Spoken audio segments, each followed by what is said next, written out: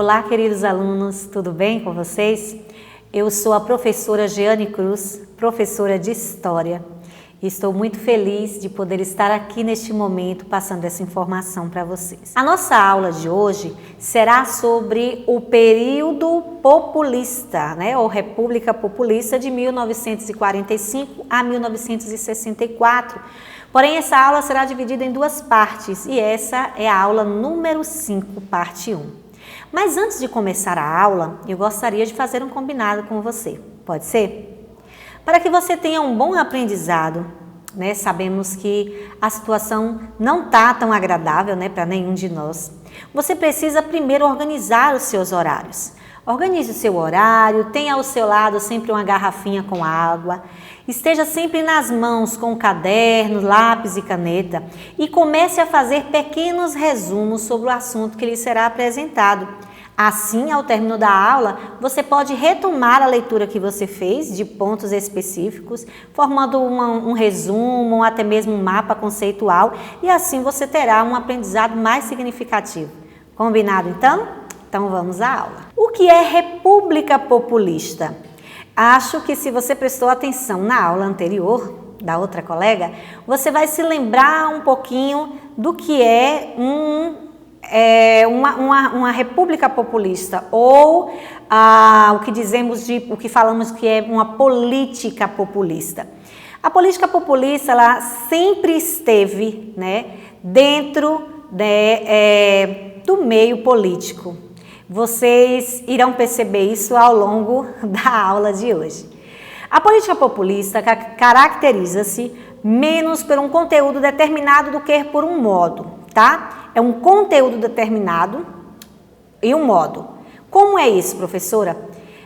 Cada político, ele tem o seu jeitinho específico de se aproximar do povo, do seu público. Mas os populistas são aqueles que procuram agradar, aquele jeitinho brasileiro, nós sabemos que o político ele deve servir o povo, está ali para o povo.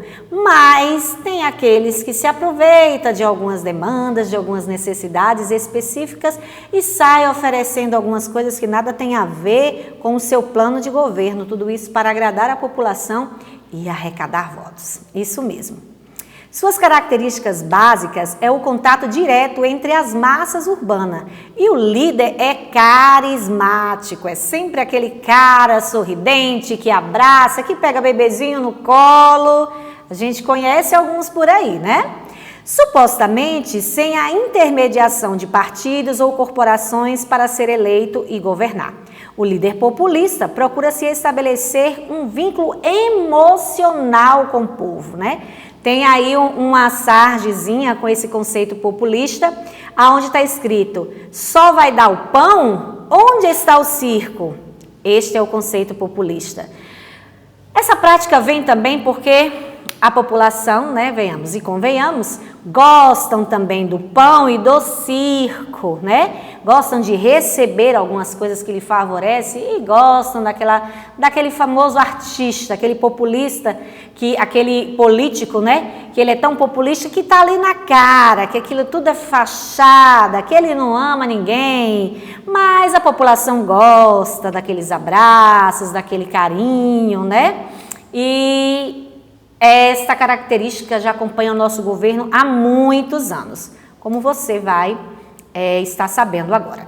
A Quarta República, também conhecida como a República Populista, foi um período da história brasileira iniciado em 1946, isto mesmo, com a posse de Eurico Gaspar Dutra e finalizado em 1964 com o golpe civil-militar que marcou o início da ditadura militar no Brasil.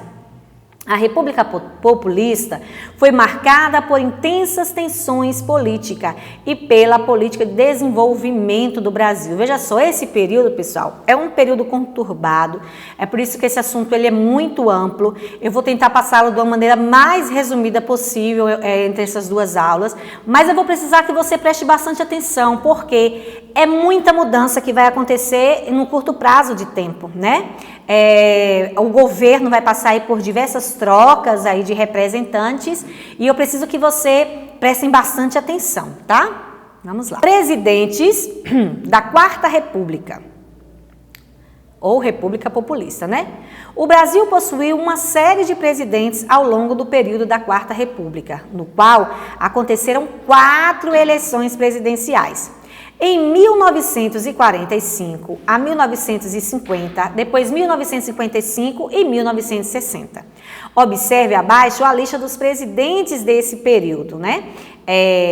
Já você vai ver a lista dos presidentes. Antes eu quero destacar isso aqui, que o período democrático populista vai do ano de 1945 a 1964. E nessa época tinha aí 2 principais partidos políticos, o PSD e a UDN, que era a União Democrática Nacional. E olha só quantos governantes passaram, né? Quantos líderes nós tivemos aí nesse período. Nesta época, né, ainda estava estabelecendo algumas regras, ainda principalmente porque os partidos eram poucos, né, os representantes também.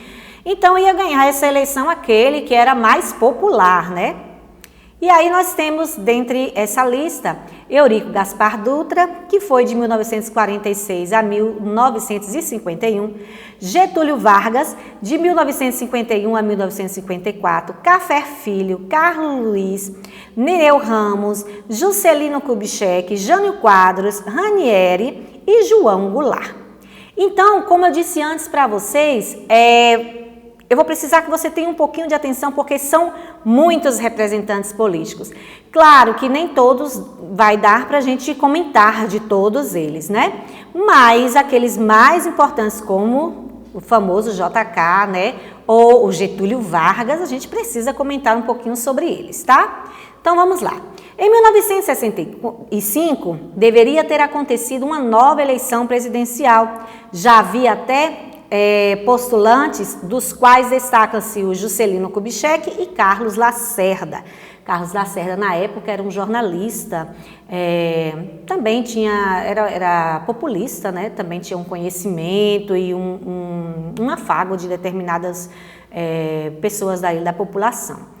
No entanto, na passagem de março para abril de 1964, o golpe civil-militar, que nós veremos em outra pauta, colocou fim a essa experiência democrática do Brasil. Então, com este golpe, né, houve essa interrupção. Porém, houve uma transação para essa democracia. Então, esse período, mesmo com tanta mudança, né, desses representantes, é um período que na história está descrito como um período democrático, tá?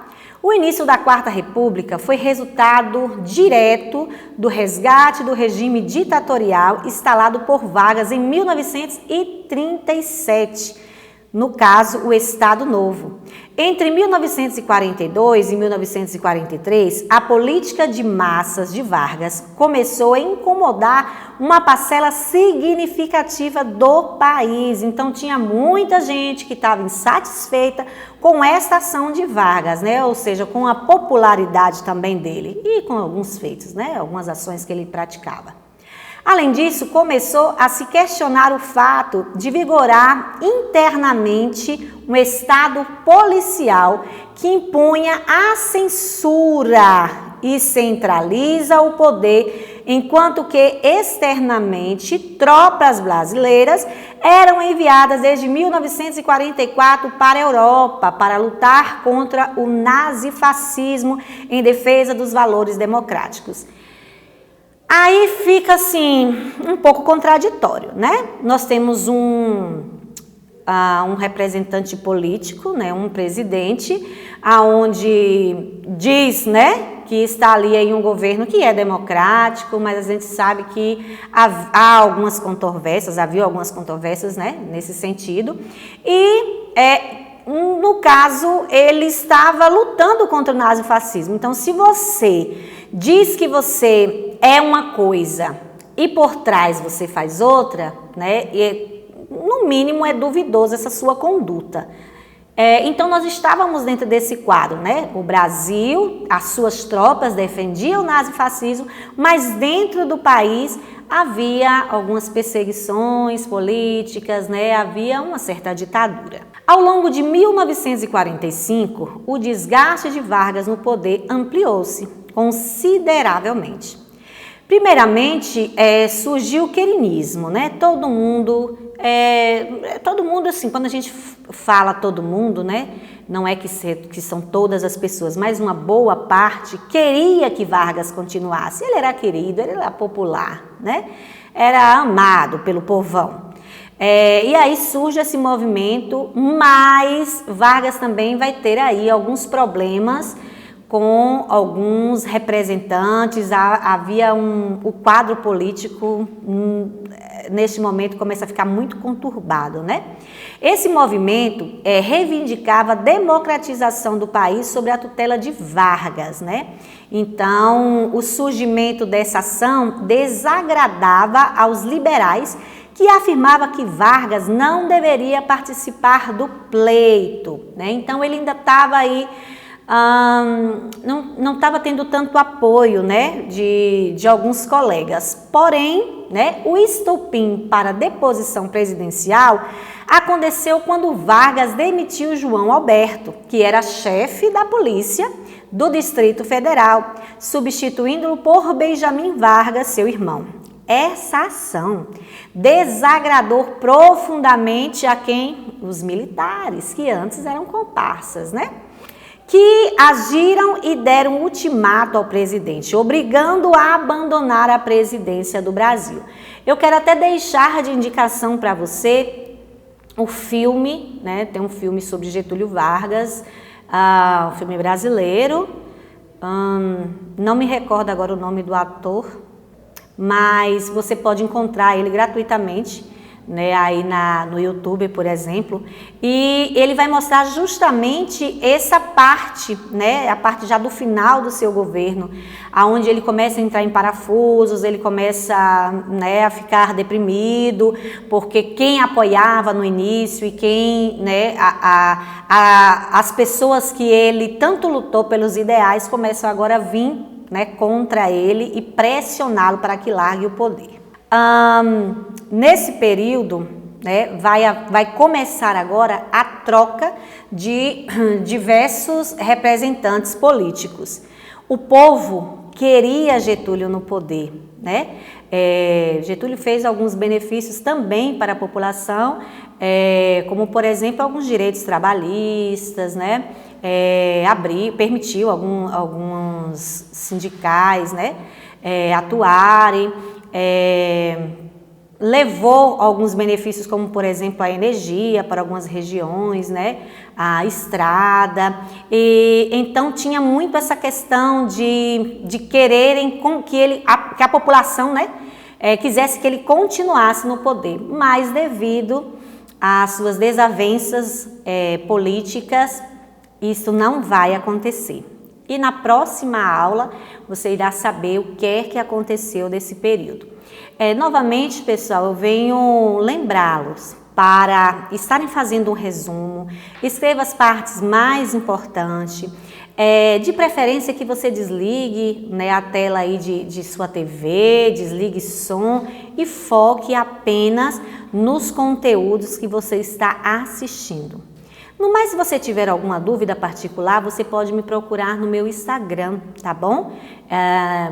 No WhatsApp não dá, o celular não suporta, né? Porque são muitas pessoas e muitas mensagens, mas no Instagram não tem limite. Você pode mandar mensagem lá para mim e eu estarei ajudando no que precisar, tá? Então, até mais, até a próxima aula e tchau, tchau!